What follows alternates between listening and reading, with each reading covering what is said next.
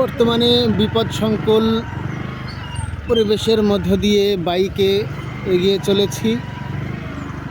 একেবারে সাগরের কিনার দিয়ে, নীল জলের কিনার দিয়ে আমরা এই খাল পার হয়ে এখন যাচ্ছি যে জায়গাটি, সেই জায়গাটির নাম কি যেন?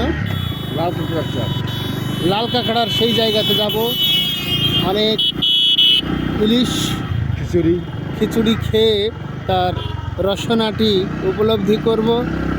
রসনা বিলাসী, যেহেতু বাঙালি আমরা, রসনা বিলাসের তৃপ্তি যদি আমরা গ্রহণ নাই করি তাহলে বাঙালিত্ব পরিপূর্ণতা পায় না। সেজন্যই আরও একবার সকলের প্রতি আমন্ত্রণ এবং আহ্বান থাকবে আমাদের বাংলাদেশের প্রাকৃতিক সৌন্দর্যের যে মর্ম সেটা উপলব্ধি করবার জন্য কুয়াকাটা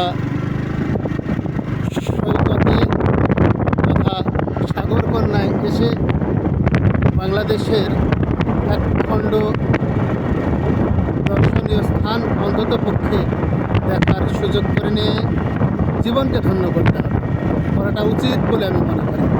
জীবনে অনেক অর্জন করা সম্ভব, কিন্তু সৌন্দর্য ভোগ করা সর্বদা সম্ভব।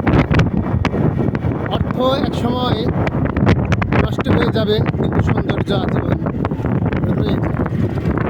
মানসিক সৌন্দর্য যখন আমরা মন দিয়ে উপলব্ধি করি, মনোতৃপ্তি, মনোবাসনা পরিপূর্ণতা লাভ করে, তখনই জীবনের সার্থকতা আসে বলে আমি মনে করি। এটি শুধু আমার ব্যক্তিগত কথাই নয়, বিশিষ্টজন, সমাজতত্ত্ববিদ, নৃতত্ত্ববিদ, সাহিত্যিক, গবেষক যারাই রয়েছেন তারা একই তথ্য পরিবেশন করে চলেন, আজীবন চলছেন, যেটা চিরন্তন সত্য। চিরন্তন সত্যকে আমরা মর্মে ধারণ করব, হৃদয়ে লালন করব। তারই ধারাবাহিকতায় আমরা দেশকে চিনব। দেশকে চিনতে হলে দেশ ভ্রমণ করতে হবে। বাংলা একটি কথা আছে, দেশ না ছাড়িলে দেশ মেলে না। প্রথম দেশটি হলো দয়ে বয়ে একার মূর্ধন্য স, পরের দেশটি হলো দ একার তালব্য স। অর্থাৎ হিংসা বা বিদ্বেষ না ছেড়ে যেখানে যাওয়া যাক না কেন সুখ স্বাচ্ছন্দ্য পাওয়া যায়।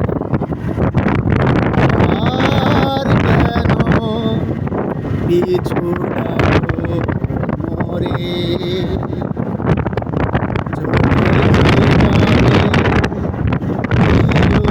এসে যা করে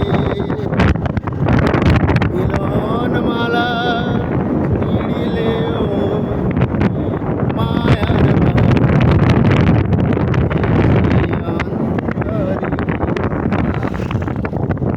পৃথিবীতে অনেক সম্পর্ক ব্যবধান ঘটে, বিচ্ছেদ ঘটে, মায়া মোহ যখন কেটে যায় তখন দূরত্ব বৃদ্ধি পায়, কিন্তু বাকি চিহ্নটুকু রয়েই যায়। সেজন্যই কবি বলেছেন, শিকল টুকরো কেটে পাখি উড়ে গেলেও পায়ের সঙ্গে লেগে থাকা শিকলের দাগটুকু অতীতের কথা বারবার মনে পড়ে। হ্যাঁ, আমি অতীত বলতে এমন একটি অতীতের কথাই বলছি যেটি ছিল 2022 খ্রিস্টাব্দ। এখানে এসে আমি পরিতৃপ্ত হয়েছিলাম। পরিতৃপ্ত হয়ে এমনই মুগ্ধ হয়েছি যে কারণে সাগর আমাকে আবার পিছু ডেকেছে, আবার আমি আসতে এখানে বাধ্য হয়েছি। সৌন্দর্য অবলোকন করবার জন্য, মানসিক তৃপ্তি উপলব্ধি করবার জন্য, তৃপ্তিকে গ্রহণ করবার জন্য।